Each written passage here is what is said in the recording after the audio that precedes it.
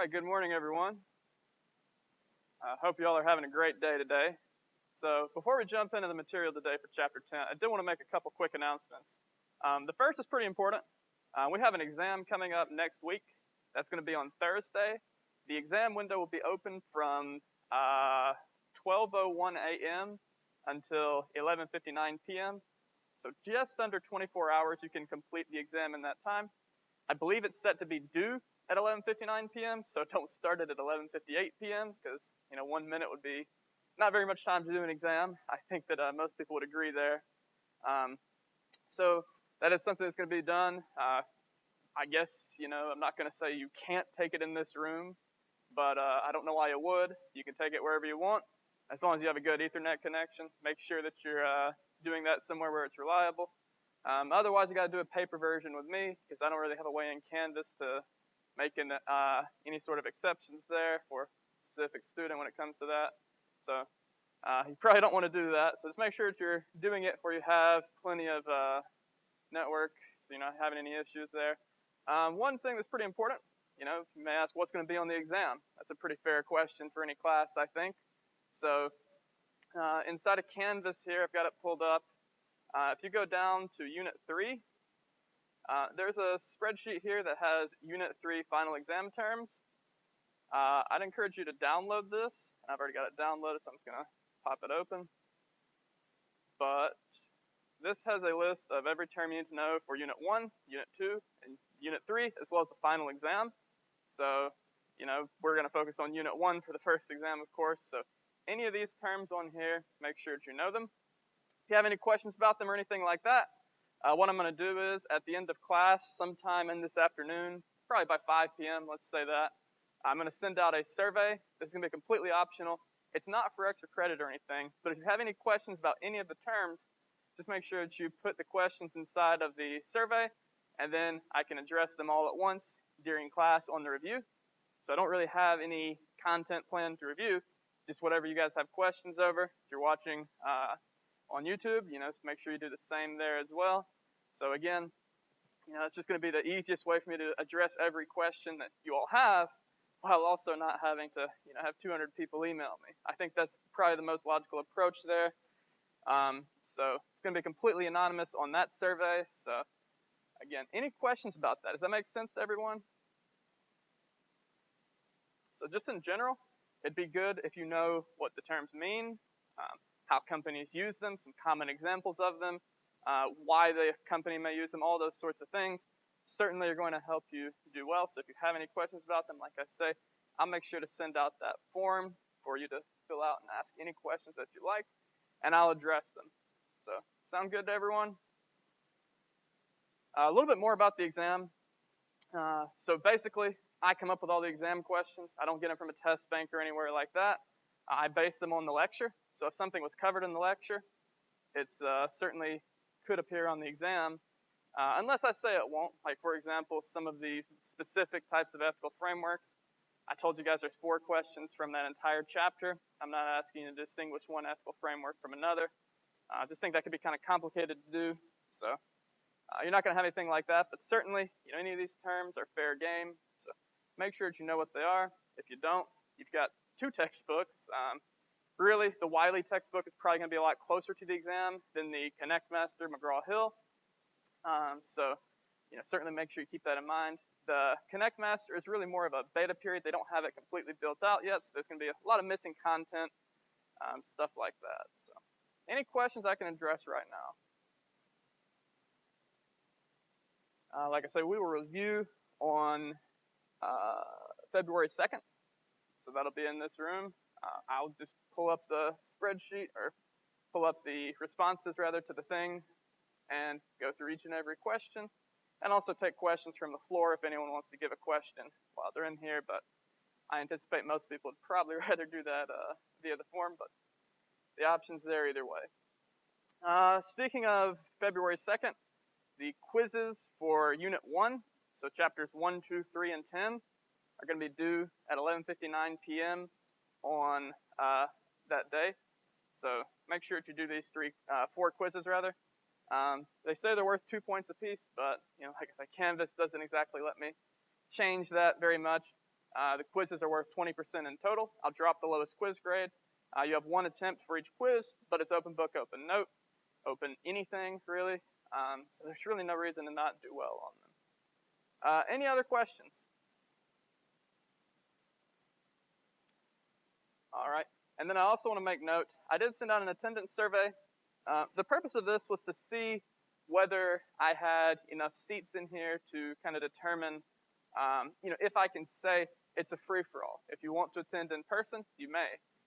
If you don't want to attend in person, you don't have to. I'm not going to change that at all. I'm not really doing anything at all with attendance. So I'm required to take it, but I don't even look at it. So, it's there. Don't worry about having unexcused absences. If there's any sort of issues with it, let me know. I'm pretty sure I could work something out there, so don't worry about having any sort of eligibility. But I would encourage all of you to fill this out. Again, you're not going to hurt my feelings no matter what you say on here. This is purely to make sure that I can, provide the course in a format that makes the most people happy. If people prefer to attend class in person every time, I'd like to be able to give them that option. If people like to attend class online, I'd like to give them that option as well. If they want to do 50-50, it's cool with me as well. So I just want to make sure that I have enough seats to do that. Does that make sense to everyone? So this is for 3 points on the exam 1. So I would encourage you to do that. With that out of the way, any other questions before we begin? 6 minutes of announcements, goodness gracious. Well, today we're talking about Chapter 10, Information Systems within the Organization. And before we get started, I have a bonus quiz. This is for 2 points on exam 1. So you can get up to 5 points on exam 1, I guess, if you do both this and the other assignment, or the other survey that I sent out earlier. So I'm going to give everyone a moment to navigate to this.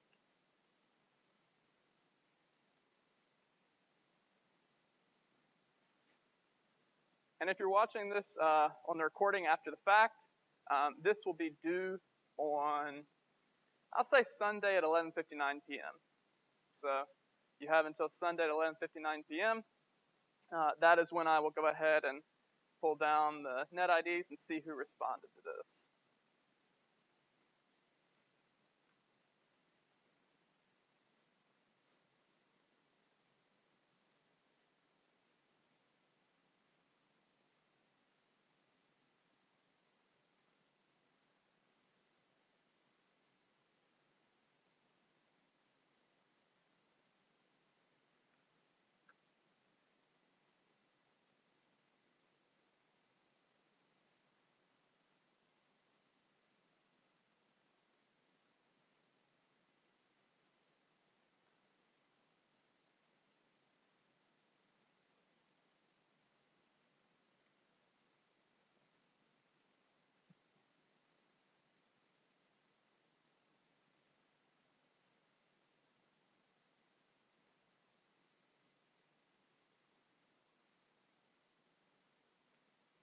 All right, is anyone still navigating to this?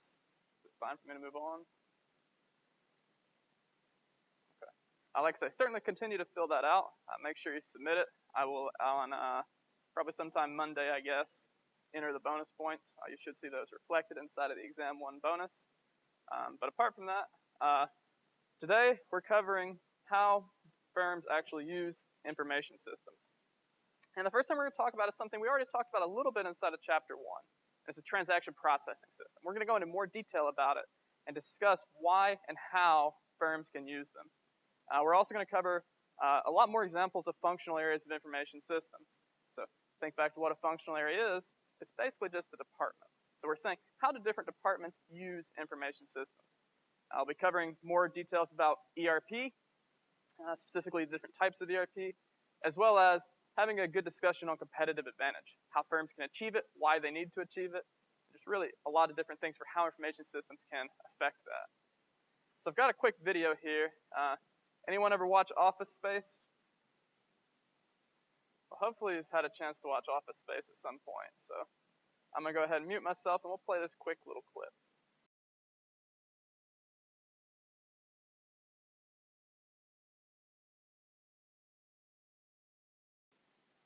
All right, so that's just a kind of funny way to get started talking about TPS. It's not really a funny topic, but that is hopefully you guys enjoyed the clip. So basically, as we talked about, transaction processing system is an information system that its entire purpose is to allow firms to easily and effectively conduct transactions. So, at the very basic level, we have some sort of input. That is to say, what is being sold, what is being purchased, whatever the transaction is, and then which items, what quantities, And then, of course, we're going to process that. So when we process it, we're doing things like payment. We're doing things like updating the inventory, ensuring that we have accurate records of what was purchased and sold from our organization. And then, of course, once it's processed, we output it. So if someone purchases something from us, we send them an invoice. We collect payment. Of course, depending on the type of environment we're in, we could give them a receipt, if they collect payment upon exchange of goods. We could also, of course, have reports compiled. We're going to talk more about reports in a couple slides here, but there's going to be lots of different types of reports that we can use to effectively see what organization is buying and selling. So that's really all we have here is just talking about the transaction processing system, making sure we have accurate data of transactions that took place.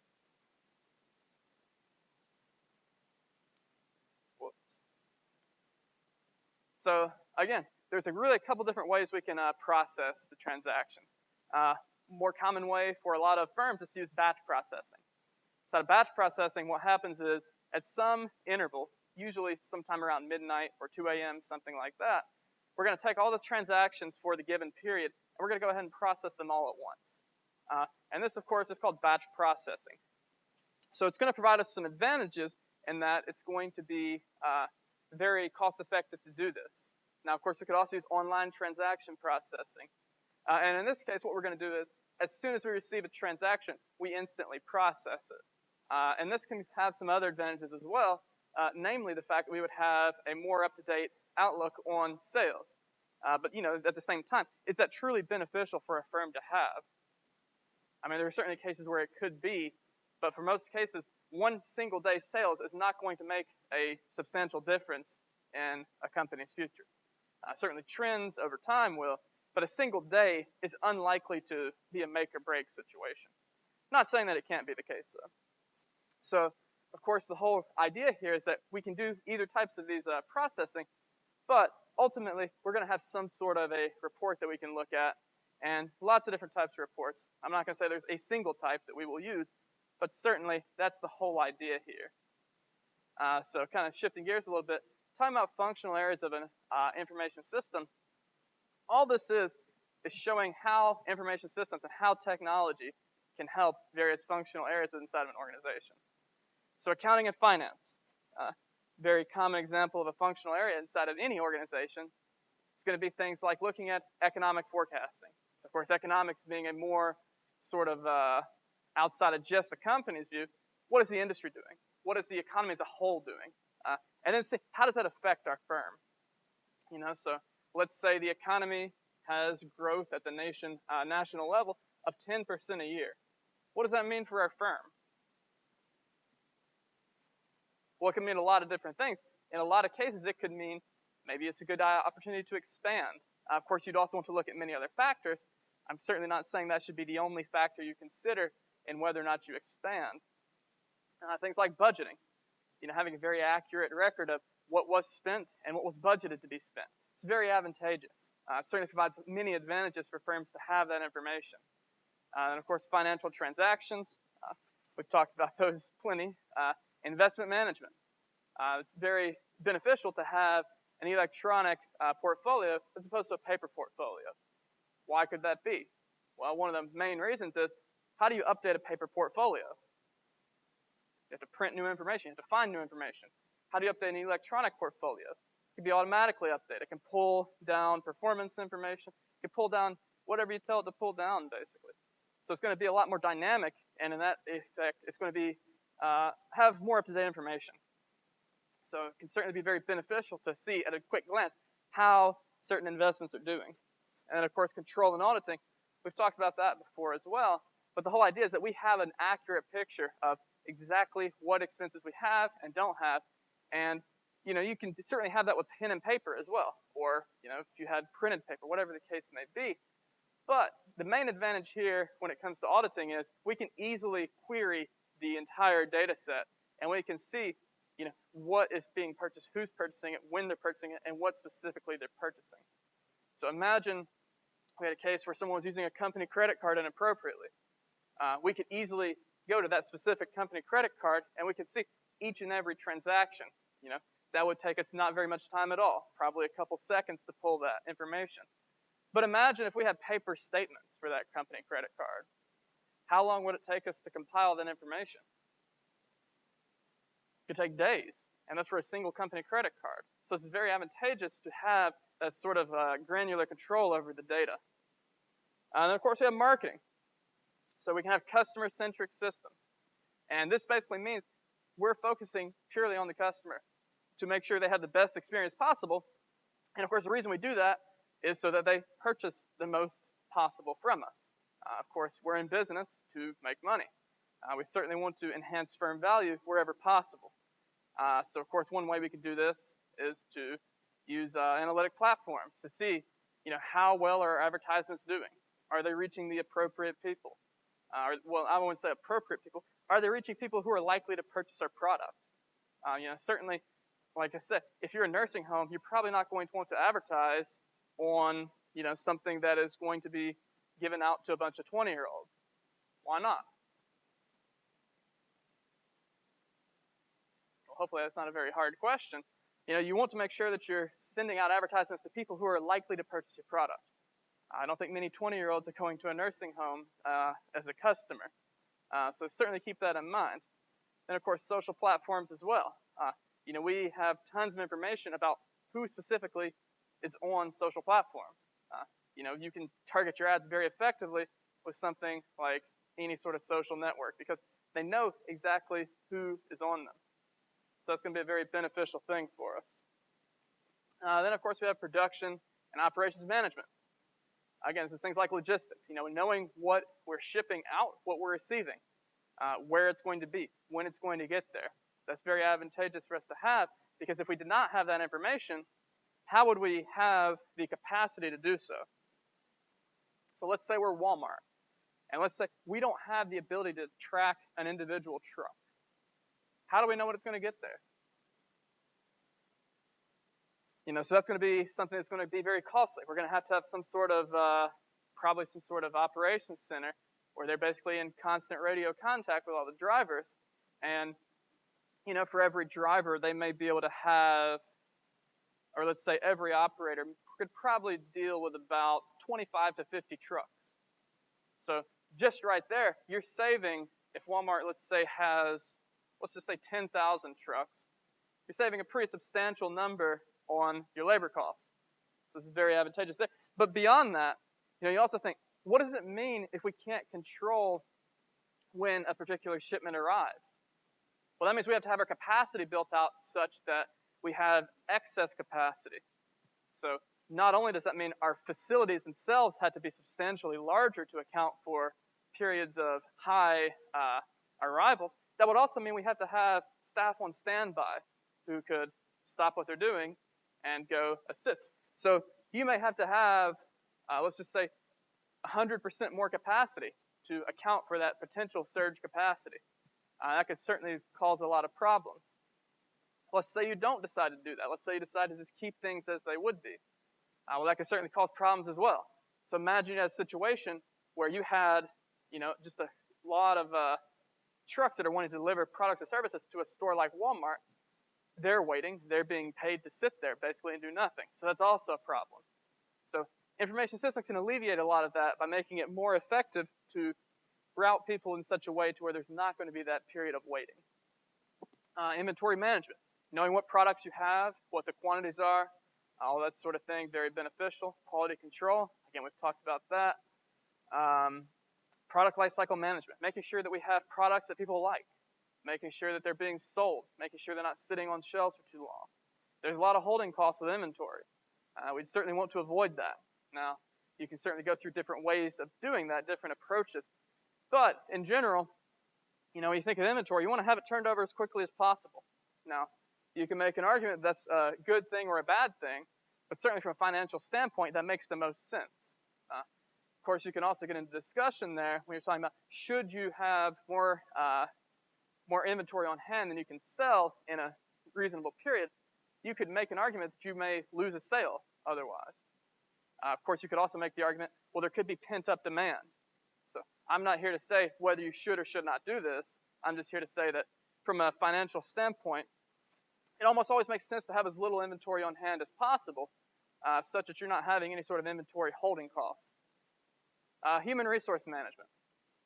So of course, one of the most easy ways to think about this is, where do you apply for a job? You probably go online, and you probably find job applications online. That's pretty much what we're talking about here. So making sure that we can recruit employees worldwide would be very beneficial from a company standpoint. Probably not very beneficial from an individual standpoint, but we're talking from a managerial perspective here. So we can also, of course, do things like train our employees and make sure that they have new skills, make sure that they are growing inside of their role. That's beneficial not only because we have then a better workforce, but it also can lead to increased employee satisfaction. So one of the main reasons a person may leave an organization could be stuff like pay, but it could also be stuff like they feel like they're not getting anything from the position. So if we're able to then train employees and make sure that they feel valued, we may have less turnover. Turnover is very costly for organizations. I'm certainly not here to say that it's the most costly thing ever, but if you have higher turnover, you have things like a period where you may not have any employee doing a certain task. That can be very harmful to an organization. So certainly that's something that this could be very beneficial for. Planning for how many employees you need. That's of course very beneficial as well. We can easily see within a given location what they sell, what they have, what they're doing. All this sorts of things that can be very beneficial. Then of course lastly we have benchmarking. So benchmarking is just a comparison of two things. In the case that we're talking about here, we're talking about comparing an employee's salary at one firm to another. So would it be good if we overpaid an employee? Would that be good for us? It would not. It means that we're losing money. We're not being as profitable as we could. That's going to be harmful to our stakeholders. Would it be good if we underpaid employees? That wouldn't be very good either. Certainly when we think about what are the consequences of underpayment, well, for one thing, you're going to have fewer people interested in working there. And I'm not here to say this is going to be the case in 100% of applicants, but certainly, we think about the correlation between the quality of applicant to the pay they're willing to accept, you would expect to see a pretty strong relationship between a strong candidate and wanting to have high compensation. So if you have low compensation, you're less likely to get a very strong applicant who's interested in working for you. What does that mean for the company? Well, basically that just means that they're going to have, on the whole, when we look at averages, we're probably going to see lower quality employees. And that's not going to be very good for an organization. So that's why benchmarking is very important. You don't want to overpay, but you also don't want to underpay. So finding that perfect balance and seeing what people are making within a given role can be a very advantageous thing for a firm to do. So I've got another quick little video here. I think this is also from Office Space. So let's go ahead and play this, and I'll go ahead and mute myself again.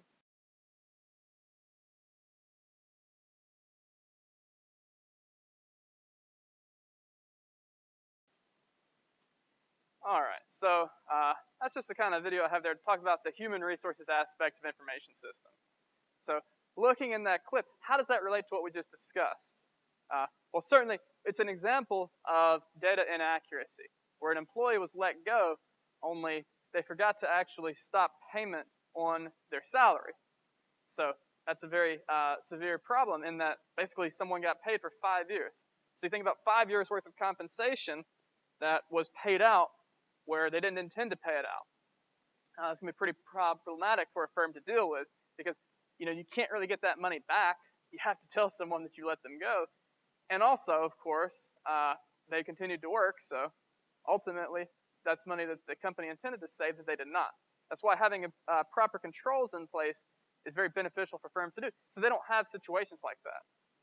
Now, When we're talking about one employee out of a company, let's say they have 100,000 employees, that's not really going to make much of a difference. We're talking about the scale of one employee out of, say, 500 employees. That could certainly make much more of a difference.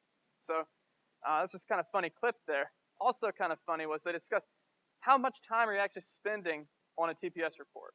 In other words, the purpose of an information system should not be to increase the work of a company. It should be to decrease the amount of work for a company in order to make the company more efficient such that they can have a higher productivity without having higher expenses.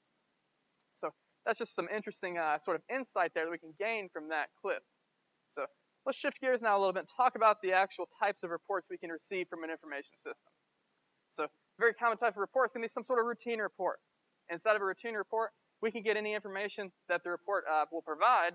And the whole concept here is that this is going to be done on some sort of a predetermined schedule.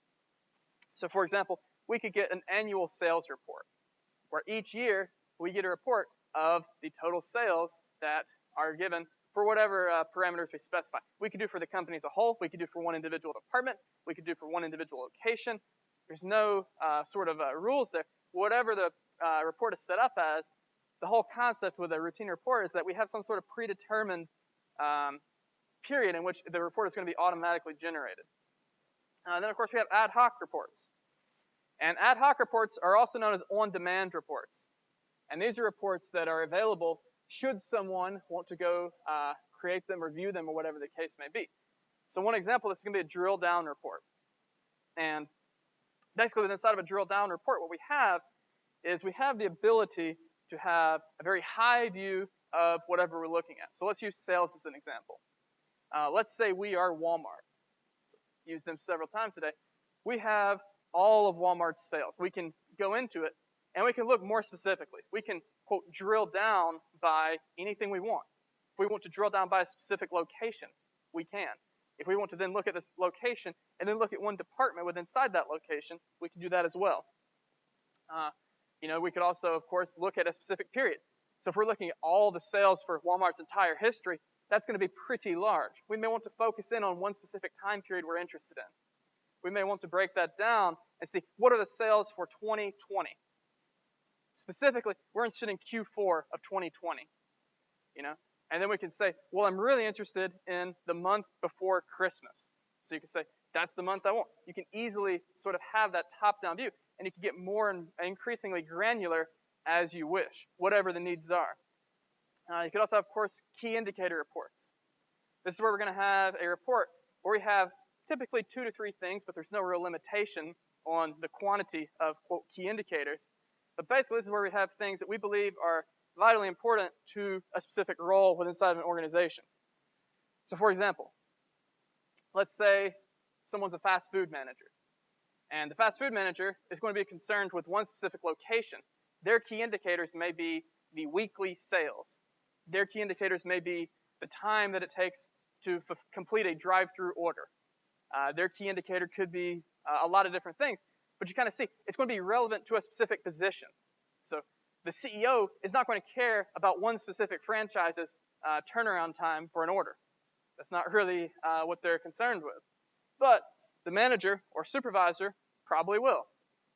So certainly, that's how we kind of view a key indicator report. It's going to be tailored to a position, but it's also going to be comprised of things that are extremely important to that position. So sort of keep that in mind. And then lastly, of course, we have comparative report. So a comparative report, as the name would suggest, we're comparing 2 or more possible decisions, possible outcomes, possible situations, whatever the case may be. It's literally just comparing one thing to another. So, one example of this could be comparing maybe the performance of 2 different site layouts. So it's not very uncommon for sites to test various layouts. They may have 50% of people get one version of a site layout, and then 50% get another. And they may see, does it affect things like sales? Does it affect things like how long someone stays on a website, how many clicks they make, all those sorts of things? That could be an excellent example of a comparative report. And then lastly, of course, we have exception reports. Now, like routine reports, exception reports are generated automatically. Unlike routine reports, exception reports do not necessarily take place at any given interval. So basically, an exception report is going to be generated only if a certain condition is met.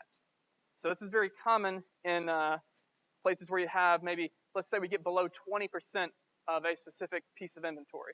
We could generate a report.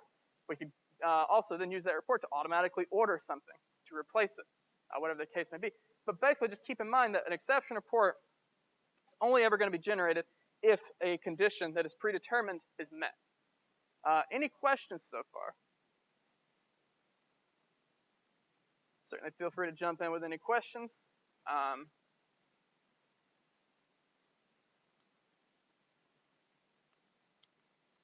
Okay. So also, we're going to talk a little bit about different layers of a company. So, of course, we have three sorts of approaches we want to take here. But then we also have different functional areas. So we want to see how does information systems support not only the different functional areas, but the different levels of an organization. So, of course, when we're talking about levels, we're talking about operational. We're talking about tactical and strategic. So let's start at the very top, strategic. That's going to be something that is going to be typically targeted toward an executive audience, where it's going to be a very high-level decision that affects the company as a whole. Then we'll go down to the bottom, and we'll talk about operational. So operational is basically be people working, you'd like to use the term low level, but it's typically going to be employees who are not managerial. They're not, any sort of managerial role. They're basically just your standard, typical worker for an organization.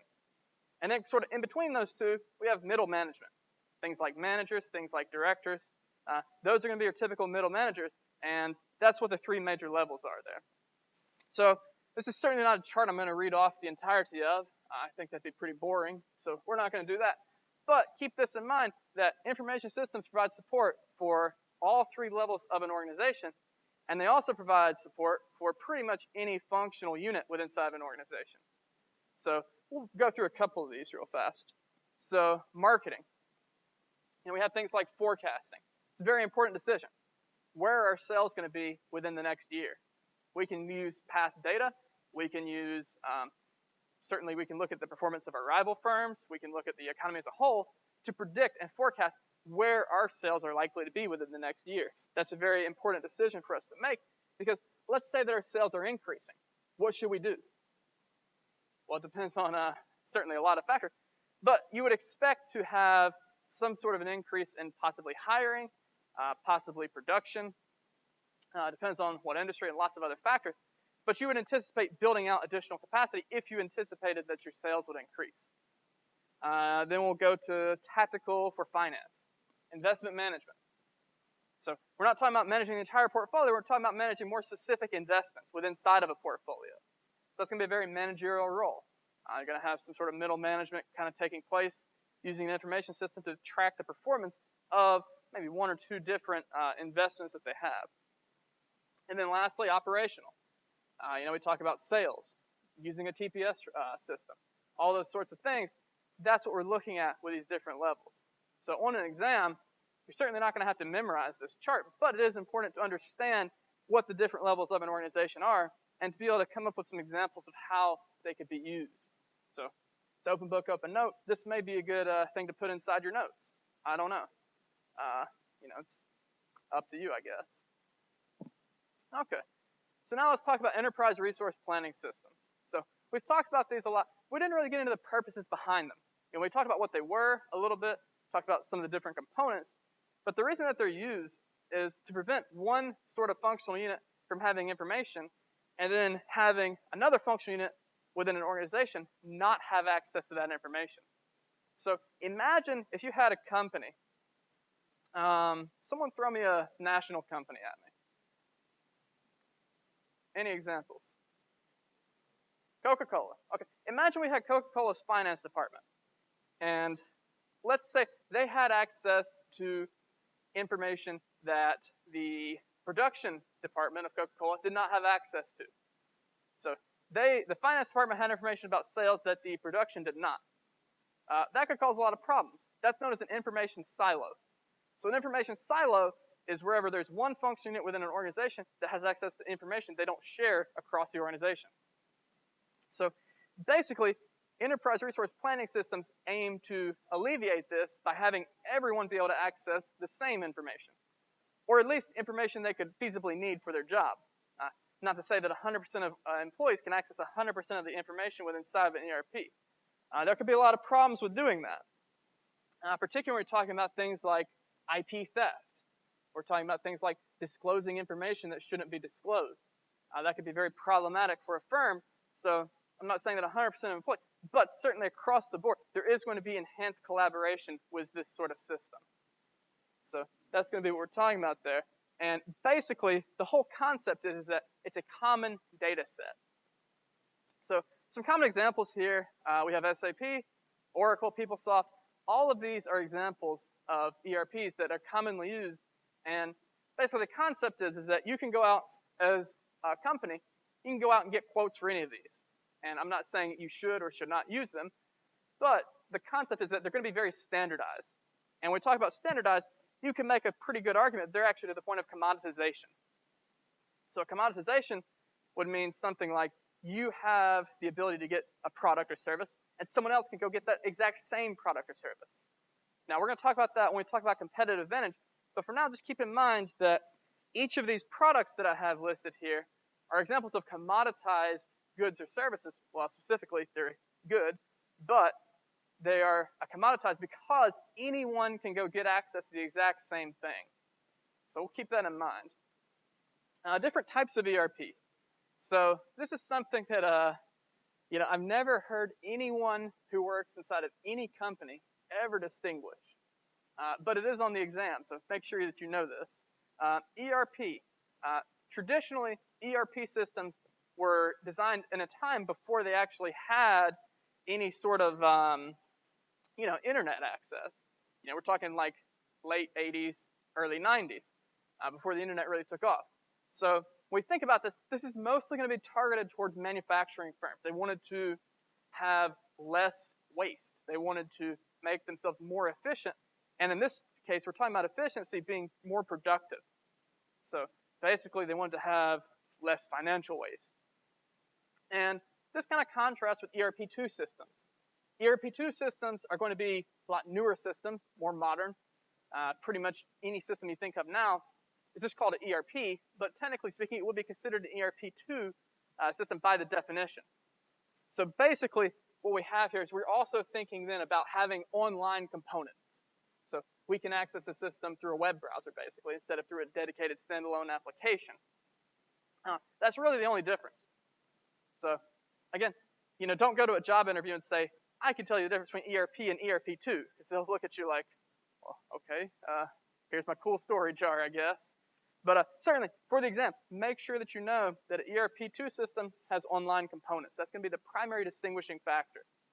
If you want to see some more distinguishing factors, check out table 10.2. It does go through some additional differences, but like I say, it's really a name only there. Different components. Again, we talked about these. I'm not going to spend a lot of time on them today, but basically, just know these are the major components of an ERP system. So we have finance, what are we actually having in terms of any sort of balance sheet, anything like that. Sales as well. Human resources, who's working for us, what are they doing? A lot more stuff, of course. Manufacturing, what are we making? How much of it do we have? What are our inventories? All that sort of stuff. Supply chain management, what are we shipping out? What are we receiving? Project management, what sorts of projects are we working on right now? All those sorts of things. What are the inputs and outputs of each project? What sort of constraints are we working with? Then lastly, customer relationship management. Who are our customers? What are they buying from us? When are they buying it? All those are sorts of things that you're going to be able to answer with the ERP. So again, we did go through this in a lot more detail, and I believe either chapter 1 or chapter 2. So any questions about this, though? I don't want to repeat myself too much. But something we didn't cover with those chapters is ERP failure. So any sort of IT project, you know what the failure rate on it is estimated to be? Anyone want to take a guess? 60% is a pretty good guess. I've seen estimates anywhere from about 25 to 75% of projects fail. Pretty troubling. If you had a 75% chance of failure, would you bother to do it? Probably not. Certainly, if we're looking at the most likely outcome would be a failure. But let's go into the definition of failure a little bit more. So When we define a failure of a project, it means we did not meet the original requirements. So the original requirements include things like the budget. They include things like the timeline. They include things like the amount of resources we're going to use to make this project take place. So when we think about a failure, it doesn't necessarily mean that the company went under. It doesn't necessarily mean that the system was never operational. It just means it was not operational per the original specifications outlined inside of the project documents. So it's not as damning as it may appear, so certainly keep that in mind when we're talking about why ERP systems would fail. So let's just go through some of these. Insufficient testing. So imagine you're a manufacturing firm and you have a system that you put into place and you don't test it very well. What could happen? Really anything, but common things that would happen would be things like the inventory not having every single component inside of it. And that could be a very substantial problem because the whole purpose of the thing is to keep track of inventory. So if you can't do that effectively with a system, that's a pretty big problem. But it's also an easy problem to address. Consultant dependency. This is a very important thing, and it goes certainly beyond ERP. In fact, I wouldn't even necessarily call this slide ERP failure, even though I kind of did call it ERP failure. I would instead think of this as project failure. Because when we're talking about projects, this is really a more general concept than just an ERP. So consultant dependency is going to be something that's very important to avoid. We talk about why should we avoid consultant dependency. Well, the main reason is, let's say that you're working with one vendor. I hesitate to use a real example, but certainly within inside of the IT industry, there are many different vendors who want to lock a company in to a long-term contract. And they do this in a lot of different ways, not just with legal language. It's not uncommon to have proprietary data formats. So, in other words, the data is only able to be read by one specific system. And if you have your entire company data stored within inside of that system, that's going to be a pretty big problem if only one system is able to read it. So certainly want to keep that in mind, that it's best to avoid that. Sorry about the system there, guys. I guess you could call it a failure. So you could also have lack of resources. So you could set out to have the perfect project plan, and let's say that throughout the time, the company has a downturn. Maybe the sales drop 20%. Well, the resources you originally planned to have, you no longer have them. So because of that, it may not be possible to meet the same scope that you originally set out to meet without having access to the resources you originally promised. So that's something that could take place. And it'd be very problematic for a firm because they originally anticipated having them and now they don't. So that could certainly cause some problems there. Another thing, managerial issues. If management doesn't support something, do you think they're going to really care if people use it? No, they're not going to care whether people use the system. And in addition to that, let's say that management not only doesn't care whether people use it, but then they start to maybe take some resources away. Leads into lack of resources. So certainly you have to have managerial support for something like this to be successful. Wrong decisions. As the name implies there, with wrong decisions, it's basically just having some system that does not fit your organization. So maybe the decision was you should have had 10,000 simultaneous users. You only purchased a license for 7,500 simultaneous users. Well, then some users can't access the system. That's a failure. So certainly that's a bad decision to make. Then lastly, improper planning. Basically just having the system where you don't plan for what you actually need. So those are some common examples of project failure, some common causes, and it's good to avoid any of them. Now, I'm not saying that's an easy thing to do. I've even read some papers that suggest that up to 90% of projects are failures. Again, I don't think there's any way to truly estimate the number within any amount of certainty, but anywhere from, even up to, I guess, 100% could potentially fail. So any questions about this? I do apologize for the projector screen having some problems there, but let's go ahead and continue on. So different sort of types of ERP. There's really going to be three main approaches we can take here. If we have a system that we are hosting ourselves, it's going to be on-premise. In other words, it is physically located within inside of our facilities. So we have some sort of a data room that it's in. And with that, we can really take three approaches to use them. So we can use a vanilla approach, and we can use best of breed, and we could use a custom approach. So when we're talking about a vanilla approach, what we're doing is we're taking whatever system we got. So let's say we purchase a ERP from PeopleSoft, and we don't make any changes at all to the system. We just implement it as is. So it's going to have examples of things like organizational data flow. It's going to have things like organizational charts. We're not changing any of that. You know, all the modules, we're just implementing it as is. That's the vanilla approach. This is probably not going to be very common because what are the chances that something's going to match an organization 100% that's sold off the shelf? Pretty low, but you know, it is certainly something to know. Then of course we have custom approach. Custom approach differs pretty heavily from the vanilla approach. In the custom approach, we're literally taking everything and we're scrapping it and we're making it our own. So we're not really using any of the default settings within inside of the ERP that we purchased. So that's going to differ very dramatically. But then in the middle, we have best of breed. So with best of breed approach, what we're doing is we're saying we like some of the aspects of the ERP, we like some of the custom or some of the default stuff, but other stuff we're going to change. And that's probably going to be the most common approach because it's pretty improbable that 100% of something is going to match or that 0% of something is going to match. So when we talk about what's the distinction here, it's really about how much are we customizing the system. Are we using it as it is, or are we completely customizing it, or are we doing some of both? So pretty straightforward there, I think. But you know, we don't always have to host the system ourselves. In fact, in modern days, it probably doesn't make financial sense to. There are very few cases where it would make financial sense to host an ERP ourselves. You know, there's a lot of different reasons for that. In fact, unless you're a very large firm, it's almost always going to be cheaper to go with a third-party hosting. So with this, we can use software as a service, and we can have some sort of third-party vendor host it. Almost everyone who sells an ERP also sells hosting for the ERP. So basically what we're going to do is we're going to have our employees to access this system, they're going to use web browsers. This is a very common approach now, where basically we can have anyone able to access it from anywhere. And that's going to have some very big advantages. Probably the biggest advantage, though, we're talking about this, there's a low upfront cost. If we're doing on-premise, we have to have not only the facilities, we have to have the equipment. So when we talk about the cost of the servers to run this, we talk about the licenses that we have to purchase. It goes beyond that. We also have to have the network capacity. If we don't already have ample network capacity, that could be a problem. That could be additional investment we have to provide.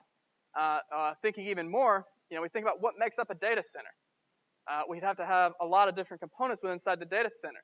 Things that you wouldn't even necessarily think of. Additional HVAC, you know, that could be very costly to have. So we want to avoid sort of having that in most cases because that's going to be a huge upfront cost. So if we have all that sort of thing in there, this screen's kind of going crazy, isn't it?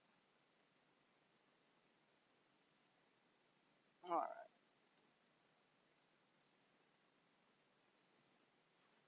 Give me just a second, guys. I apologize for that.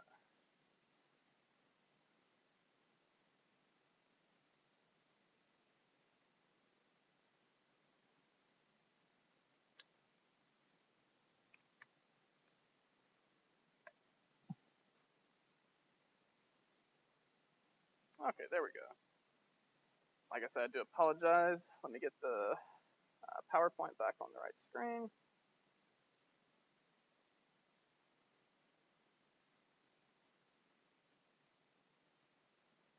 We're on slide 20, right? The on-premise.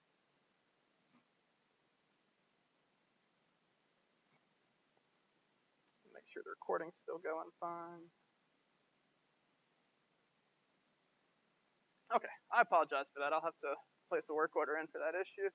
But basically, you know, what we're talking about is there's a lot of upfront costs associated with doing anything on-premise. So if you can have a third-party host it, you're going to have lower upfront costs. And in addition, possibly even larger advantage in having a low upfront cost, because that can be financed over time, you're going to have scalability. So scalability is going to be very beneficial because let's say that your company grows.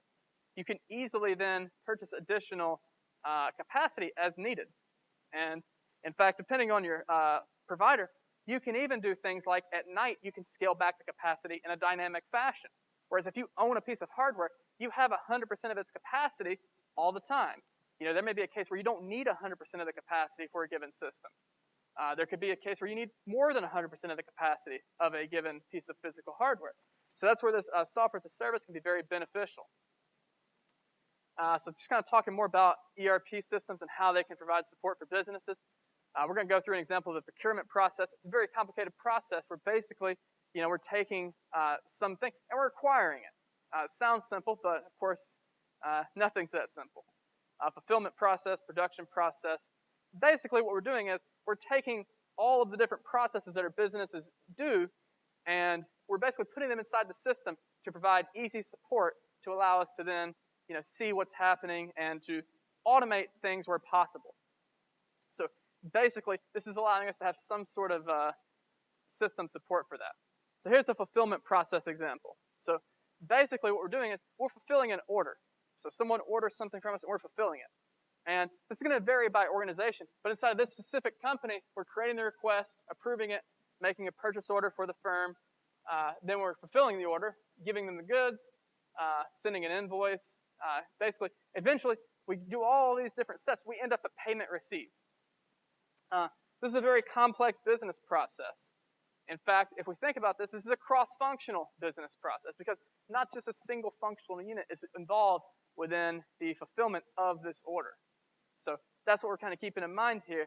This is what we would actually see. Something like this, at least, is what we'd actually see inside of the ERP when we're talking about what do the business processes look like within inside. So let's kind of shift gears a little bit now. I think this is the last topic for today, and talk about the commoditization a little bit more.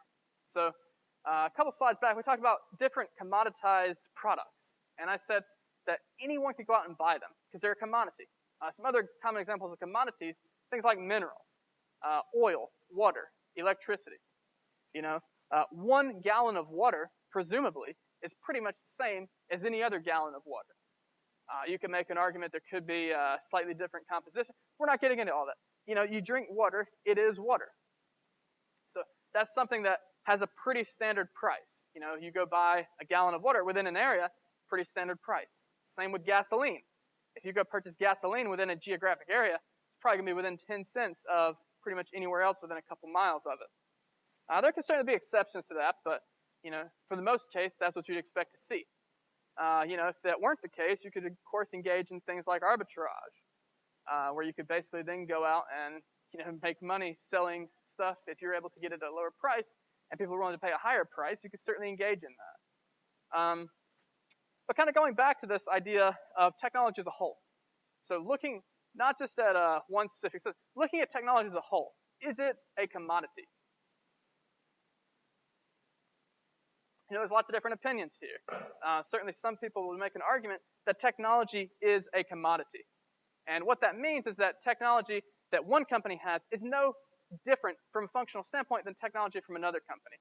And that's really the argument that Nicholas Carr makes inside of this 2003 article. This is a very revolutionary article where he argues that IT doesn't matter. So if IT doesn't matter, what's the purpose of this class? Well, I'm glad no one said there isn't one, although you can certainly have whatever opinion you like. That's certainly something you're free to do. But, when we think about this, this doesn't necessarily mean that IT doesn't matter at all. What he's really saying is IT doesn't matter from a competitive advantage standpoint. In other words, you cannot achieve a competitive advantage without something being valuable. Now we think about what is the definition of value? So I'm going to give one example from a resource-based view. This is Barney 1989, and Barney argues that there are 4 components to make something valuable. It has to be rare, has to be valuable, has to be impossible to imitate, and operationalizable. So let's go through each of those. So the first one here, valuable. What does valuable mean? Well, in this context, it's kind of a circular definition. But what Carr is trying to say is that it has to be something that people would be willing to pay for. So if it's not something that people are willing to pay for, it's not valuable. Just standard atmospheric air. I can't sell that. That's not valuable. No one would be silly enough to purchase just a standard can of air. I'm not talking about compressed air or anything like that. Just straight up, if I got a bottle, closed it, and said, I have some air to sell. that wouldn't be very valuable. Maybe some people would purchase it, but most people would not. That's not something that is going to be considered valuable to anyone. Then, of course, rare. So for something to be rare, it means it has to be scarce. We think about economic scarcity. Most goods and services are, in some way, affected by scarcity. Does that mean that all goods and services are rare? Maybe, maybe not. But certainly, what we're talking about here is that it's something that is not freely available. So with the example of air, is air rare? In the general sense, no. Is there a limited capacity of it? Yeah, probably. But that doesn't necessarily mean that it's rare. Then, of course, another component that it has to have, impossible to imitate. This has since been toned down in language a little bit to say difficult to imitate. But generally speaking, what we're talking about is, the item itself could be rare, but if there's an easy substitute for it, it's something that's very easy to do the exact same thing as whatever the technology, or not even technology, whatever the good or service is, it cannot be valuable. So imagine if you had a figurine and you made it yourself, and it was the only figurine like it in the world. People were willing to pay for it. It was rare. What if it's not impossible to imitate? According to this definition, it's not valuable. Now, that's not to say that fine art is not valuable, because when we're talking about impossible to imitate, it has to do the exact same thing. Is a what's the term for an art piece that's fake? Is it counterfeit art? Well, this is not an art class, so we'll just go with counterfeit art. That's not the same as a genuine piece of art. So you cannot sell it for the same amount because people are not willing to pay the same price for it. Then last has to be operationalizable. So we think about whether something is operationalizable or not. All of that's saying is, can a firm use it? Can we use it for something?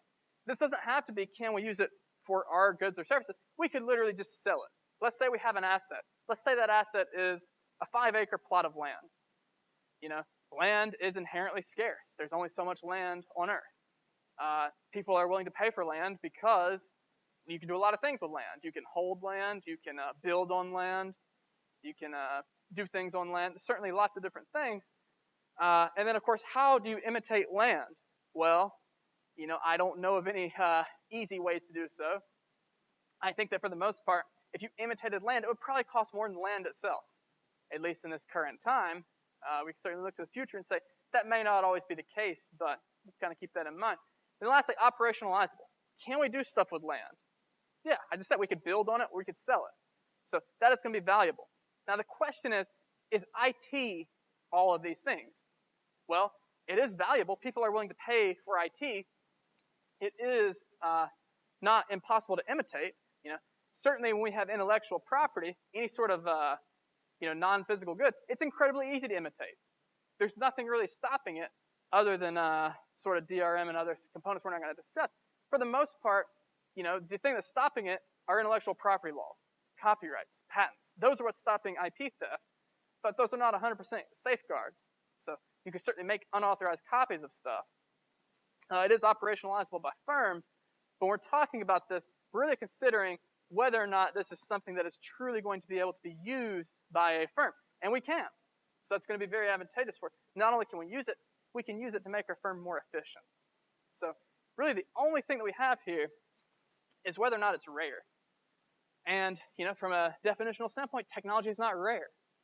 So does that mean that technology is not valuable? Well, again, it kind of goes back to like we talked about with the definition of quality. It depends on which definition of value we're using.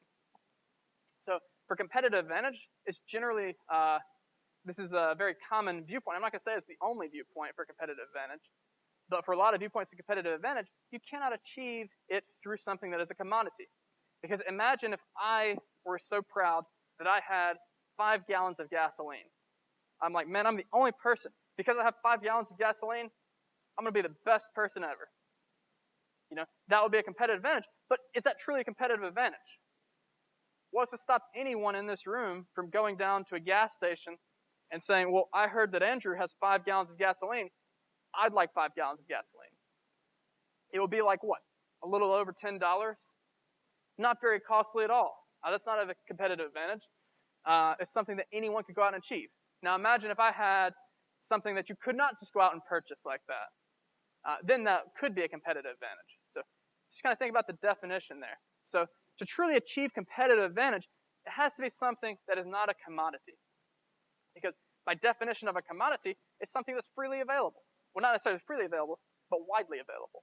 So just kind of keep that in mind. Is that clear to everyone? I know that's like a 15-minute discussion on competitive advantage, but I do hope that makes a lot of sense there, because that's a very important concept to understand. We're talking about how we should invest in technology if we're a firm. So certainly, it is good to invest in technology if you're a firm, if it makes financial sense to do so in a specific case. But, you know, it's not likely to achieve your competitive advantage. Now, that's not to say that no technology can. Imagine we invented a new technology that no one else had access to. We acquire the specific patents and copyrights to protect the implementations that we have of that technology. Then it could be very beneficial for us, and it could allow us to have a competitive advantage, because maybe no one else has it. Therefore, it would be rare. Therefore, it would be operationalizable. Therefore, it would be impossible to imitate, or difficult to imitate, rather. So just kind of wrap things up today. We went through a lot of content. We talked about the transaction processing system. We covered different functional areas in a little bit more detail. And we also talked about competitive advantage and how IT is not necessarily always guaranteed to give us that competitive advantage. Any questions about today? All right, well, I hope you all have a great day.